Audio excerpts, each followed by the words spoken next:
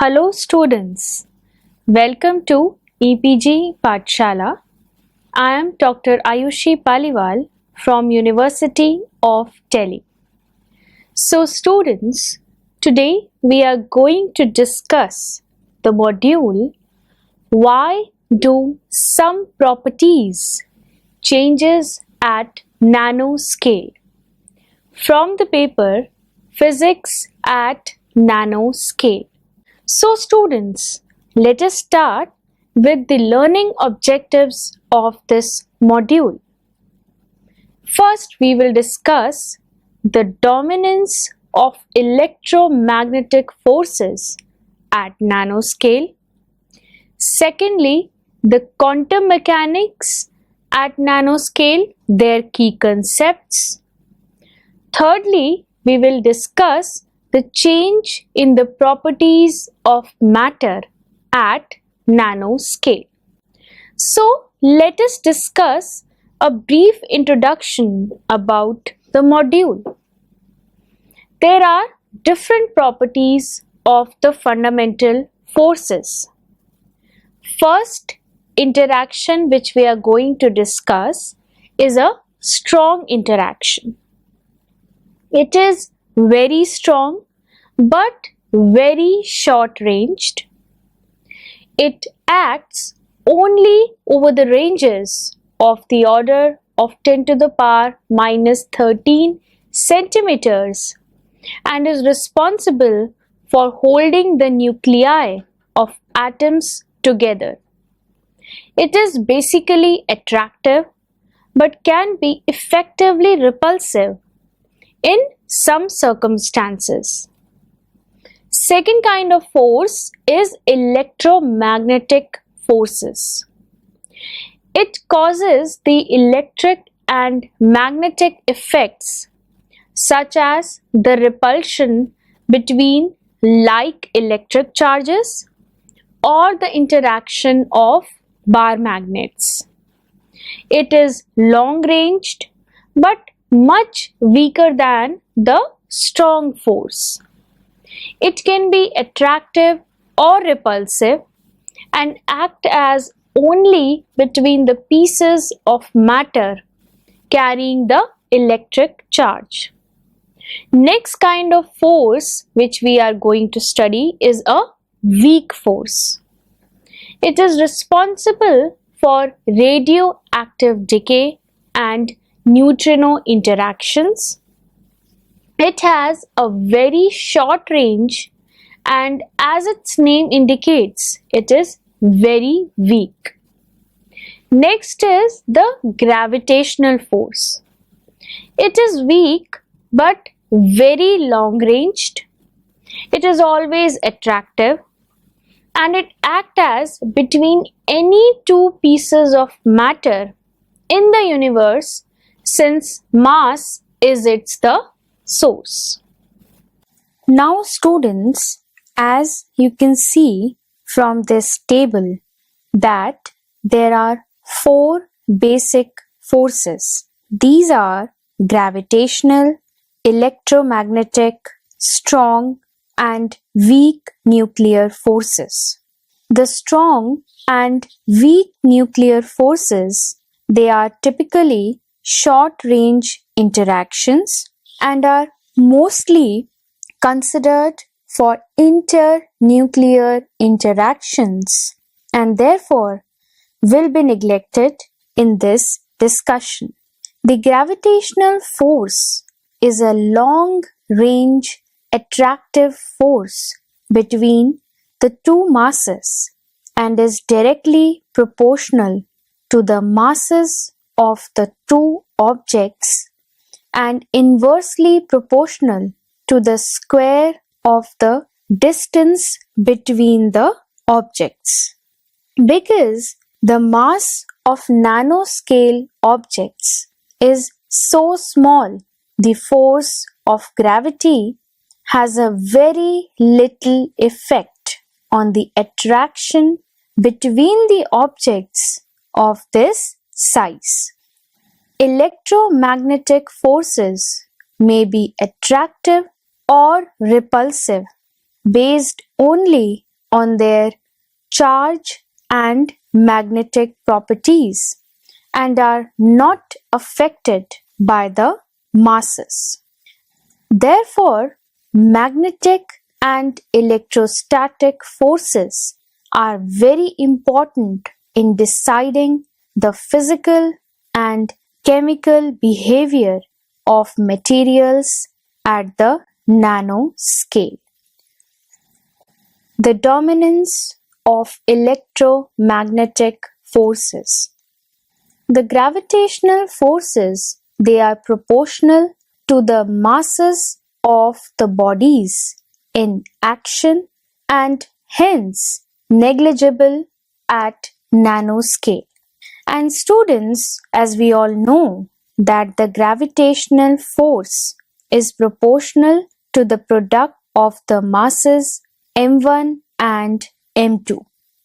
Electromagnetic forces are proportional to the charges on the particles in action and does not depend on masses. Hence, they are very strong even at nanoscale. And the electromagnetic force is proportional to the product of Q1 and Q2. Now let us take an example for protons.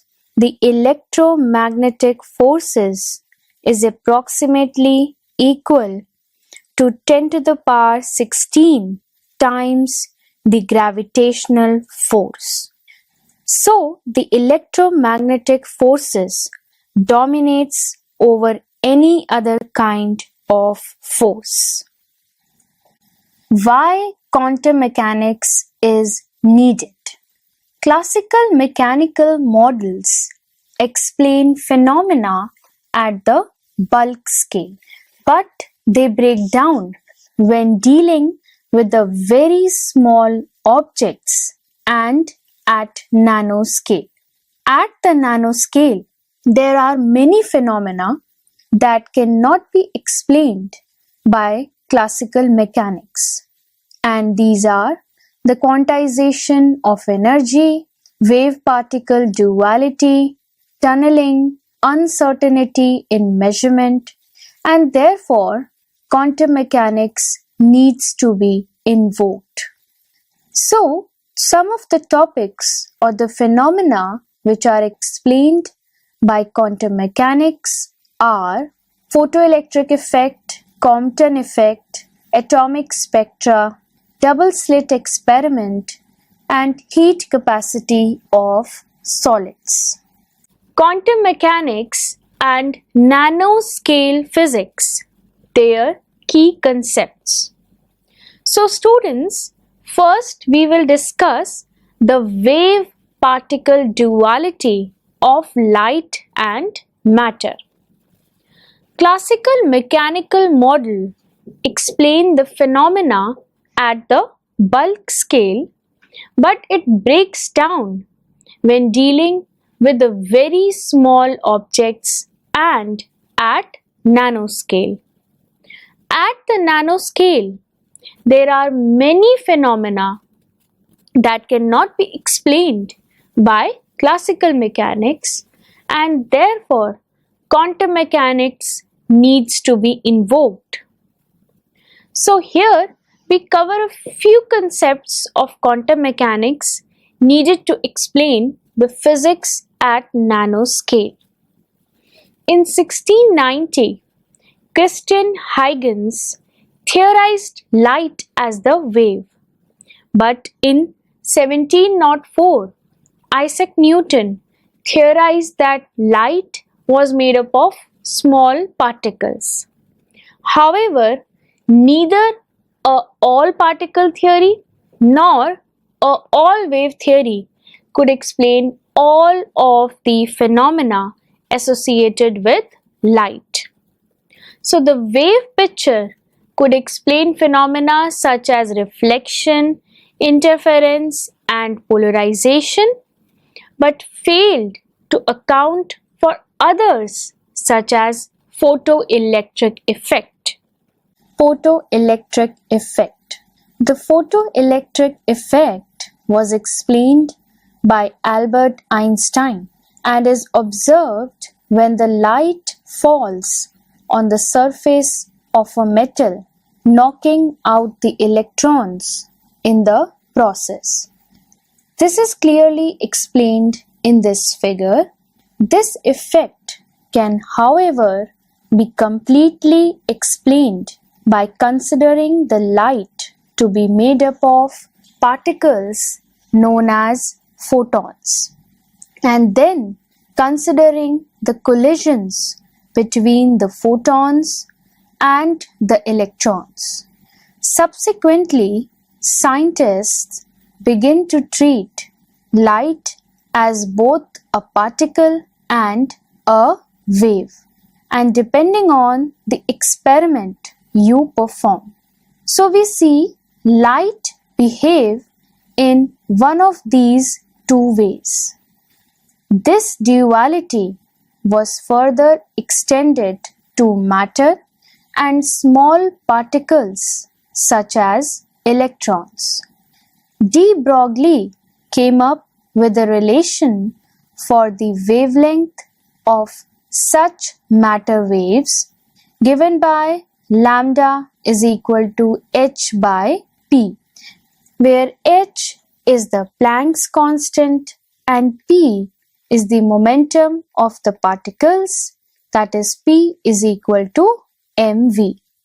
So students, let us now discuss the uncertainty of measurement and Schrodinger's equation. The centerpiece of quantum mechanics is the Heisenberg's uncertainty principle. The uncertainty principle states that one cannot accurately determine both the positions x and the momentum p of a particle at the same time, because the process of measuring the particle's position disturbs the particle's momentum and vice versa. So, this also leads to the concept of a wave function associated with a particle, which gives a measure of the probability of finding the particle in a given state. In 1925, physicist Schrodinger analyzed the wave function that electrons would follow if they behaved as waves, and proposed an equation analogous to classical harmonic wave function and Newton's second law, that is, iota h cut del psi as a function of x and t by del t is equal to minus h cut square by 2m del square psi as a function of x and t by del x square plus v as a function of x and t multiplied by psi x t. This is called as the one-dimensional Schrodinger's equation.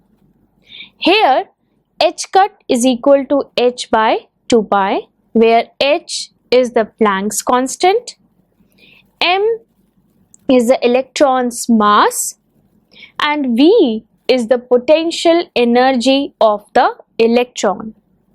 Now the term psi xt is the wave function of the electron such that the modulus of psi xt, the whole square, represents the probability of finding an electron at x and t.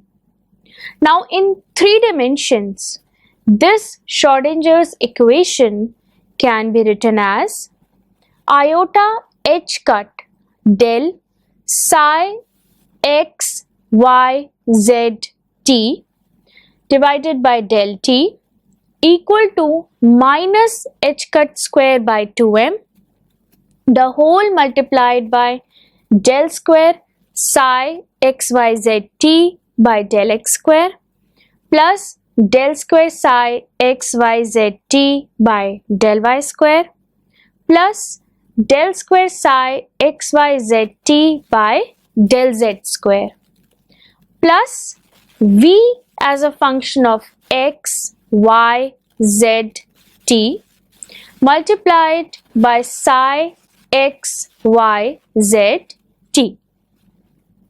Now in one dimension, if the potential energy Vxt is only a function of space and does not changes with time, in most cases this assumption is valid, and assuming for further simplification psi xt is equal to psi x multiplied by ft.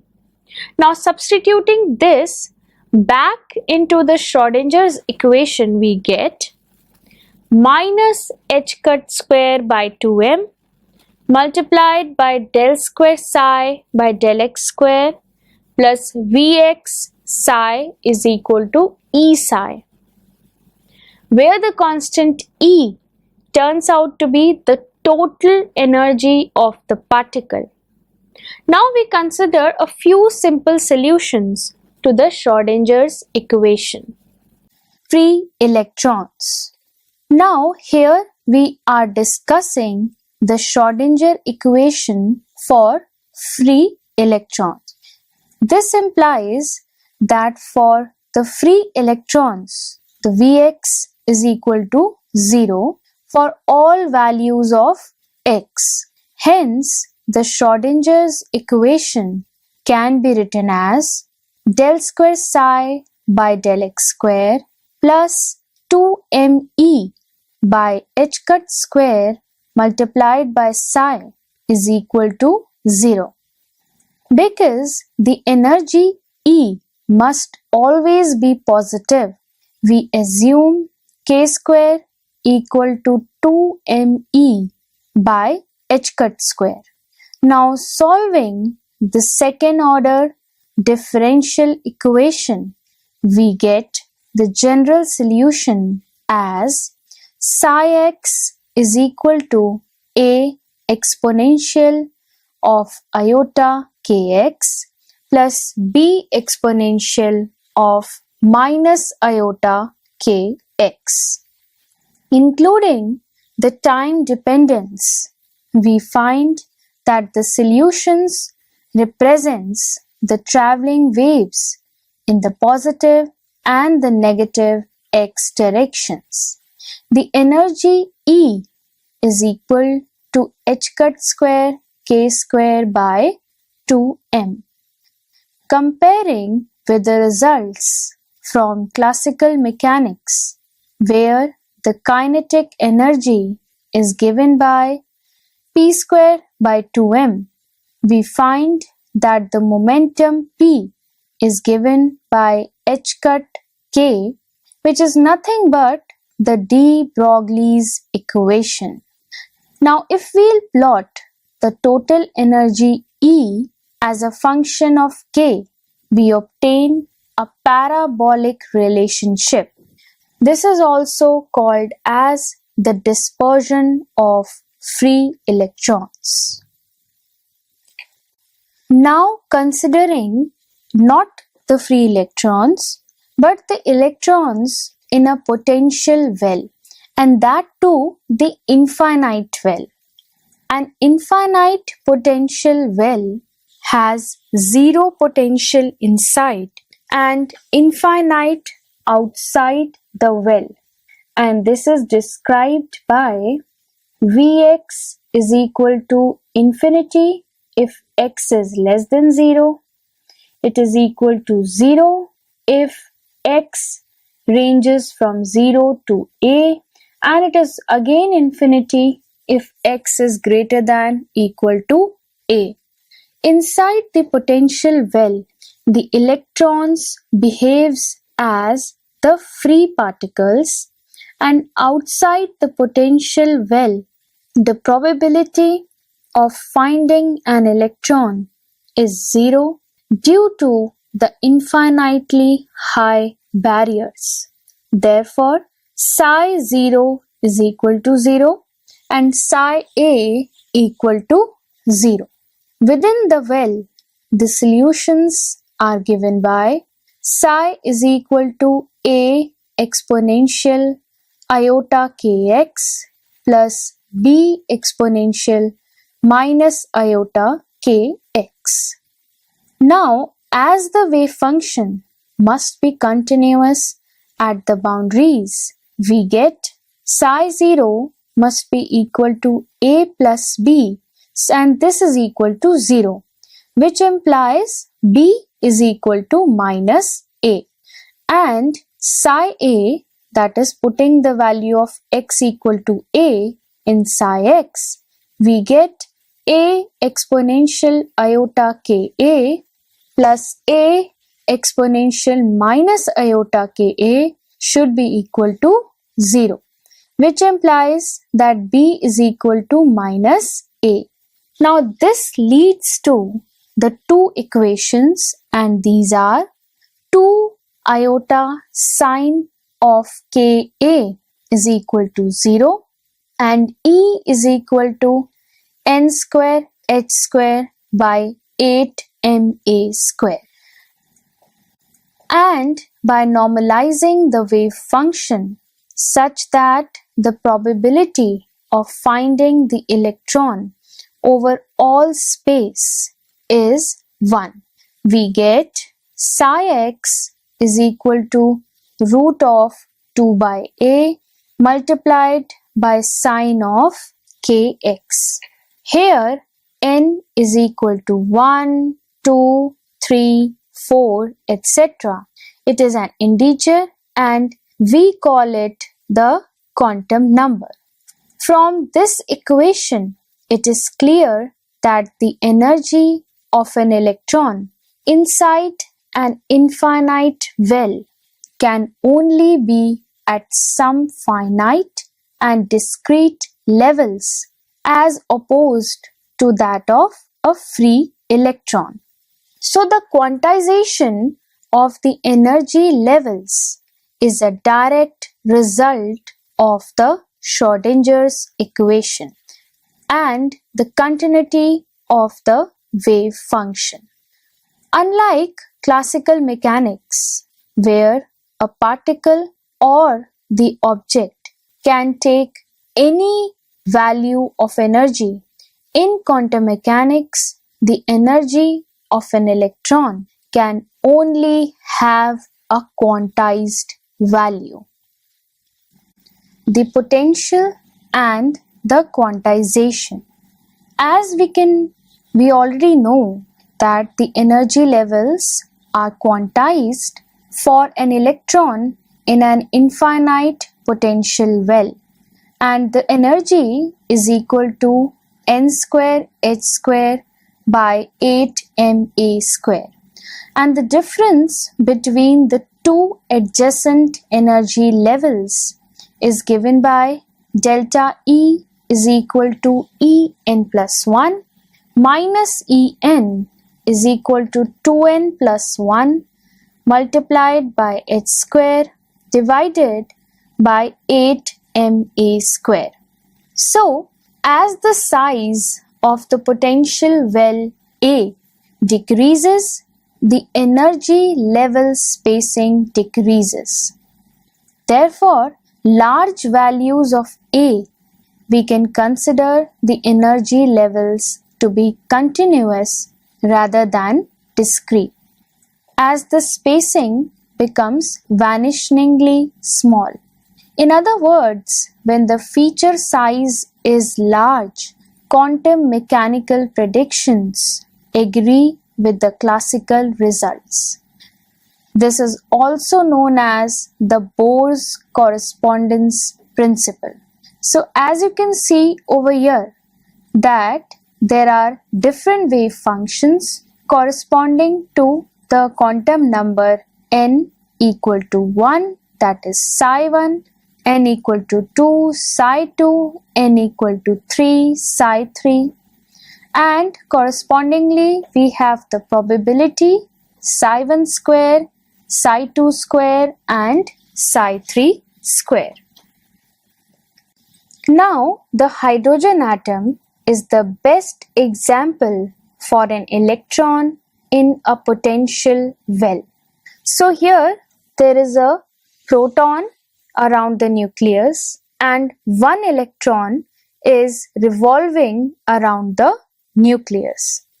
According to the Schrodinger equation, means by solving the Schrodinger equation, we get the quantized energy levels, that is corresponding to n equal to 1, we have the energy minus 13.59 electron volt, and then it is decreasing when the value of n is increasing, and when n is equal to infinity, it is almost equal to 0. And here the potential is of the form of minus E square by R. This effect of constraining potential is that the energy of the hydrogen atom becomes quantized. Another example of quantum well is the organic molecule. Now here you can see any kind of organic molecule where the length of the organic molecule can be considered as the length of the box in which there is an electron. That is around 8 angstrom. Now what wavelength of light corresponds to delta E from n equal to 1 to n equal to 2? So we can write delta E to be equal to h square by 8ml square multiplied by n square final minus n square initial.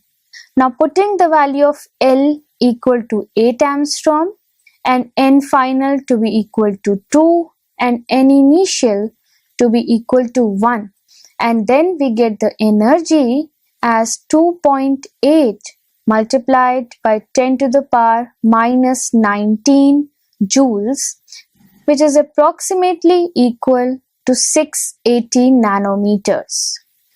So this much wavelength, that is around 700 nanometer, is required for the excitation from n equal to 1, or for this much energy difference between n equal to 1 to n equal to 2. Students, let us now discuss tunneling across a barrier. Now, what is tunneling? Tunneling is a microscopic phenomenon that suggests the passage of a particle through a potential barrier is allowed even when the particle's total energy is less than the height of the barrier. So, there are numerous examples in physics which explains the tunneling phenomena, and the tunneling phenomena has been established unambiguously, particularly in microscopic world. However, the concept of tunneling is invalid according to classical mechanics. Tunneling is purely a quantum phenomena, and this is manifested in the dominant contribution of quantum effects at nanoscale. The tunnel effect underlies many important processes in different fields of physics, such as atomic, molecular, nuclear, and solid-state physics. For example, it is the basis of scanning tunneling microscope, which can be used to image the nanostructures on the surfaces. So now, if the particle's energy E is less than V, and as the kinetic energy of the particle is p square by 2m equal to E minus V, where m is the mass of the particle, it would be negative and particle's momentum p would be an imaginary quantity. So now fixing the particle in a region of space within the barrier makes the particle's momentum indeterminate because of the uncertainty relation. Now continuing our discussion over quantum tunneling, consequently there is a non-zero probability of finding the particle in a region that is forbidden from the standpoint of classical mechanics. However, there is a definite probability of the particle's passage through the potential barrier. This circumstance corresponds to the tunnel effect. Now this figure shows the schematic illustration of the quantum tunneling through a barrier. The probability increases as the mass of the particle decreases. The thickness of the potential barrier decreases, and the difference V minus E between the particle's energy and the height of the barrier decreases. The probability of passage through the barrier is called as the penetration probability and is the principal factor determining the physical characteristics of the tunnel effect. Now, solutions to the wave equation we have is shown in this figure. That is, the potential is of this form. That is, there are three regions, first, second and third. And if we solve the Schrodinger equation in the barrier region, the solution becomes the second. That is, it is exponentially decaying in the second region, in the barrier region basically. And the solutions are of the form of A exponential of iota kx plus B exponential minus iota kx in region 1, which will be the same in region 3, almost the same. And in the second region, we have the solution of the form C exponential kx plus D exponential minus kx. If some portion of the wave function still exists on the other side of the barrier, transmission has occurred, as shown in the figure below. Now, if the width of the barrier is the most important factor in determining the probability of transmission, as shown in the last figure, that is, the width has been reduced, so the transmission is towards to a longer distance. Scanning tunneling microscope is the best example based on quantum tunneling, and its schematic is shown in this figure. It was invented in 1981 by Gerd Binnig and Heinrich Rohrer.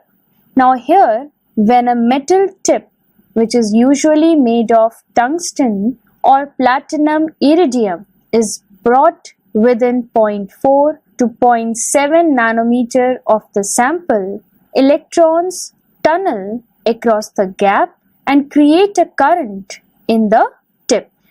This current is then fed to a computer and used to generate an image of the atomic surface of the sample.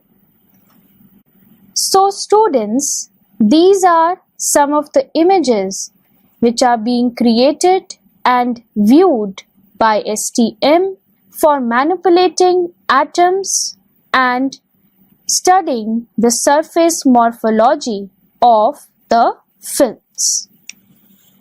Why do properties changes?